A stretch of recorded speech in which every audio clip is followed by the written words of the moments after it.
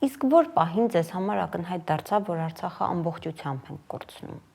Դա բլոկադայի օրերն էր, թե ավելի մեծ մտահոգություն առաջացավ հենց Պրագայի հայտարարությունից հետո, մեծ մտահոգություն, որտեղ հեռանկարները այնքան մշուշոտ էին։ Այն ժամանակ ես նաև արտահայտվեցի, որ դու չես կարող Ղարաբաղի հարցը գցել Ռուսաստանի գրպանը։ Չես կարող գցել, այդպես չի աշխատում։ Չի կարող այս հարցը ծանր հետևանքներ չունենա։ Իսկ երբ որ ճանապարհը փակեցին այսպես կոչված էկոլոգները եւ ինձ համար հասկանալի էր, որ սա արդեն խնդրեմ է, որ վերջը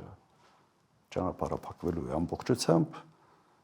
եւ Ադրբեջանը նաեւ օգտագործելով այն հանգամանքը, որ Ուկրաինայում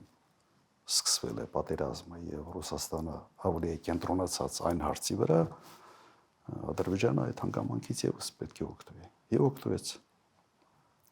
Մենք այդ առիթը չպիտի տայինք։ Նիկոլ Փաշինյանը մտածեց, որ այս ռուսները զորախումբ են տեղավորել խաղապահ։